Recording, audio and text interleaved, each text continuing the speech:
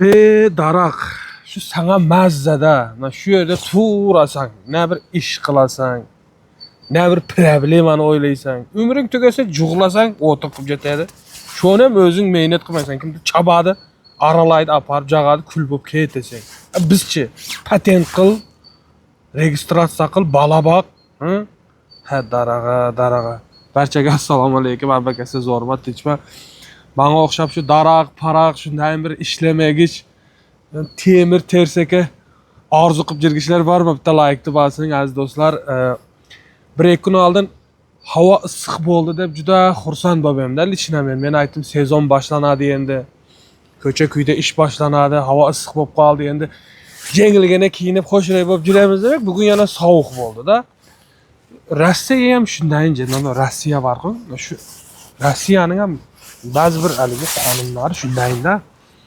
Kecha jana yaxshi bo'ldi, tuzuv bo'ldi, patent qildik, onu qildik desak, bugun shuna qarasak, uca bechara kuryerlarning velosipedini, skuterini olib turib, olib ketyapti. Ularga ham ishlagan. Yana bundan pichoq oldin kim eslasa, shunday novost chiqqan ediki, kuryerlarning ofitsial ishlayishlarining oyligi ko'tariladi deb. Bu yoqdan oylikni ko'taryapti, bu yoqdan skuterga ham menimcha qabrdan dakbit chiqarib qo'yadi-da. Barib skuterga ham patent qilasiz endi barib. Saqiryapti o'chirga turib. Men tushunmay qoldim. Hay, skuter nima deydi? Men o'zim ko'chada yurman, bir kun bo'ldi. Va haliga skuterga minib olgan, shanday qochib, bitib altang-jaltang etib haliga dastavka urib yurgich aynalarga sabr toqat tilaymiz. Boshqa nima deymiz endi? Bu yerga keldik, shutib, qiynalib o'tib ketamiz endi. Kunimiz endi shul, boshqa qo'limizdan ishsa ish kelmaydi deb o'ylagan odamlar xato qilamiz. Endi biz keldik Rossiyaga ishladik, hozirgi yoshlar PUBG'ni jishtirib, TikTok'da valaqalash jishtirib, bir biznesning, bir o'zimizda boshqa davlatlarga o'tishning bir yo'lini o'ylab ko'ringizlar axir. Bizda bir gap farqi laqalarda shu nima deydi?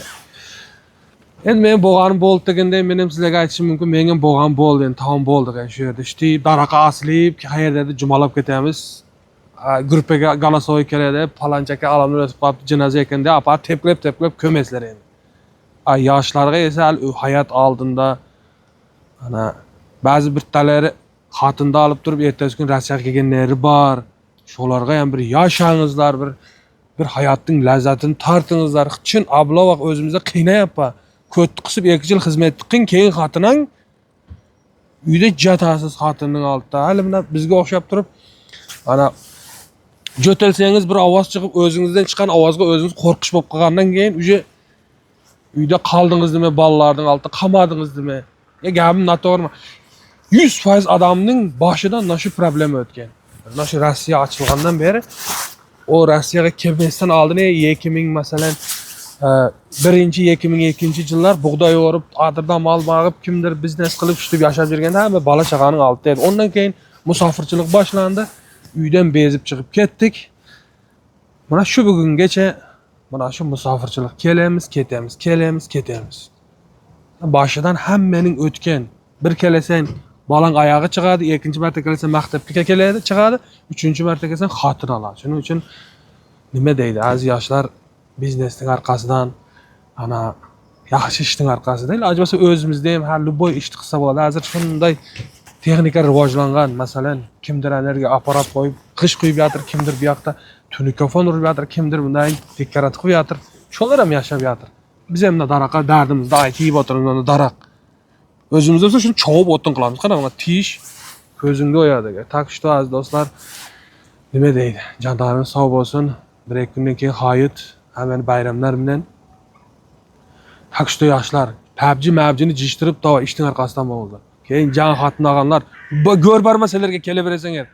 O'z shunday Rossiyaga odam to'lib ketgan. Xotinni oldingmi, ko'tingni qisib uyda yasha. Mana shu kamerachiga aytayapman. Sog' bo'linglar.